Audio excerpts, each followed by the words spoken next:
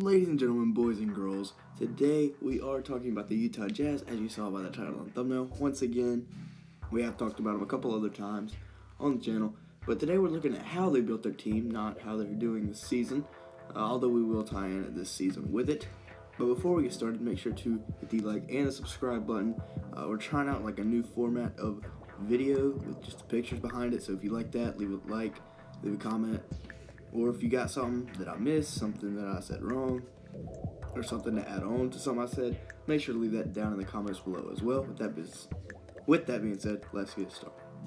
So as you saw in the background here, the Utah Jazz have been a traditionally good franchise. Only 2 seasons out of the past little while that they have not been in the top 3 of their division. And ever since they've got Donovan Mitchell, made the playoffs just about every year, pretty sure every year. And they've been pretty successful. This year, 24-6, really good record for them. And they've been the best team in the NBA. They've got the best record in the NBA, and the best conference in the NBA, and they've got their best player in the MVP race. Now, he might be towards the bottom, but he's still in the MVP race.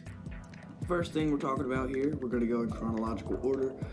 They did absolutely rob the Denver Nuggets of 2 players, and let's be thankful that the Denver Nuggets do not have an absolute god squad right now with Jamal Murray, Donovan Mitchell, Michael Porter Jr., Nikola Jokic, and Rudy Gobert.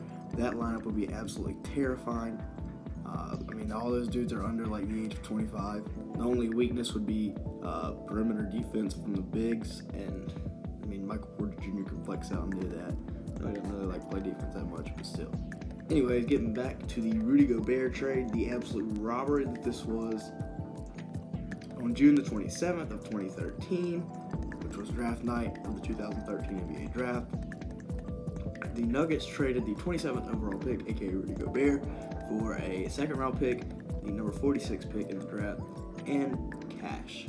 So for 1 second round pick and cash, you get Rudy Gobert, who since then he's done nothing but become a 1-time All-Star, 3-time All-NBA player, and 4-time All-Defensive Team.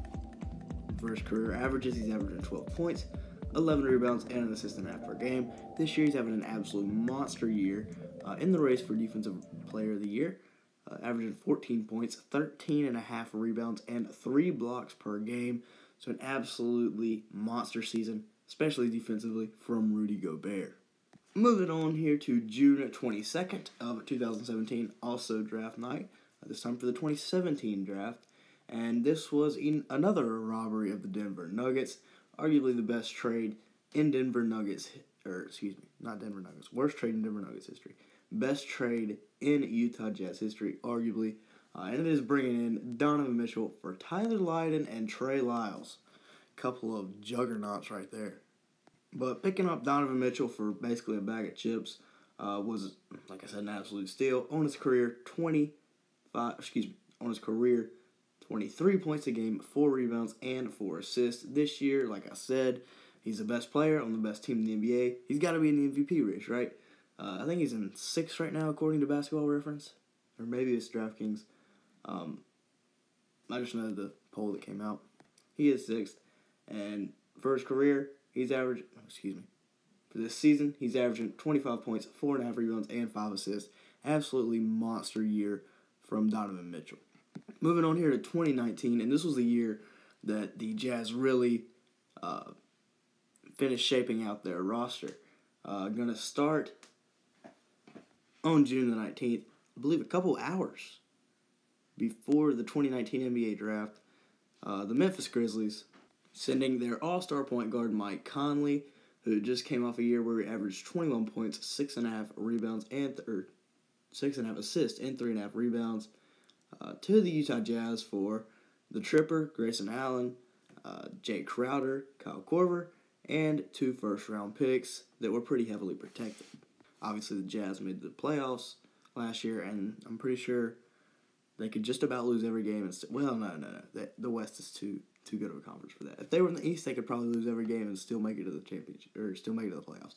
But they're in the West, so that's a bit of a different story. But still, they're not going to need those lottery-protected first-round picks. Now, last year, Mike Conley did not have the greatest season, 14.5 points, 4.5 rebounds, 3 assists.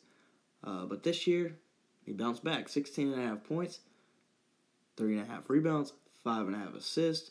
Really good year, and it's part of the reasons the Nuggets, I keep saying the Nuggets, the Jazz are that much better than they were last year. Fast forward to August 28th of 2019, and the Utah Jazz make another huge move. Coming off a year where he was 29 years old, averaging 18 points, 4 rebounds, and 2 assists, Bojan Bogdanovic agrees to a 4-year, $73 million deal. Last year, big-time piece on that Utah Jazz squad. Unfortunately, he did not make it at the bubble, and that might have been part of the reason that they could not close out the Denver Nuggets. Well, that was probably a huge reason that they could not close out the Denver Nuggets in the first round of the playoffs. Obviously, the Nuggets ended up going on to the Western Conference Finals, and you could argue that the Jazz were clearly capable of beating that Clippers team that was so dysfunctional from last year. Now, moving on to Christmas Eve. This was the final deal that we're going to talk about that the Jazz made. Really, really good signings and trades. One really good signing, 4 really good trades here. So shout out to the Utah front office for that. But they pick up Jordan Clarkson in exchange for Dante Exum and 2 second-round picks. So an absolute steal. Last year, 27-year-old at the time, he averaged 16 points, 3 rebounds, 2 assists. This year, he's probably one of the best 6 men in the NBA. Averaging 18 points, 4 rebounds, 2 assists. He just dropped 40 the other night. This dude's going off. Heck of a pickup for Dante Exum and 2 second-round picks. So going back and looking at all this, the Jazz traded away Grayson Allen, Jay Crowder, Kyle Korver, Dante Exum, Tyler Lydon, and Trey Lyles, as well as 2 first-round picks and 3 second-round picks. In return, they get Mike Conley, who's an all-star point guard and one of the bigger pieces of this year's team, Rudy Gobert, their all-defensive team center, possibly all-NBA team, or all-NBA center this year, monster. They get the best player on their team, who was fighting for an all-star starter spot in Donovan Mitchell. They also get possibly the best 6 man in the NBA in Jordan Clarkson. Obviously those picks could turn into something. Jay Crowder's still a decent NBA player. Of course, he's on the Suns now. He's not on the Grizzlies anymore. Grayson Allen is the only player, now after the James Harden trade, he is the only player still with the team that they made the trade for. So, shout out to the Nuggets front office. They've gone way under the radar, and they absolutely robbed some teams, especially that Denver Nuggets team, we need to be thankful to them for that.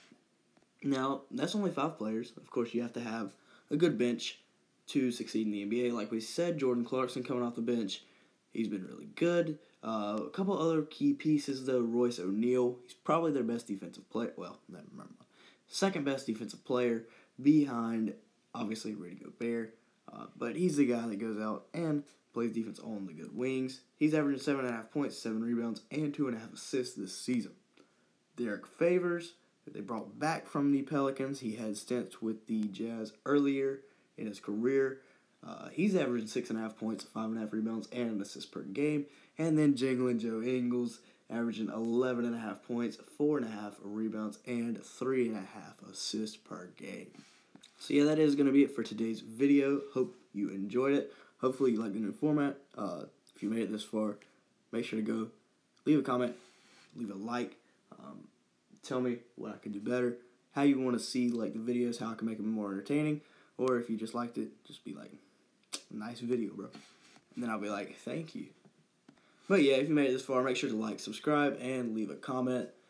If you like basketball, this is the place to be, especially March Madness. We're going to be going over all the first round games, everything you need to know for this year's March Madness. With that being said, thank you for watching.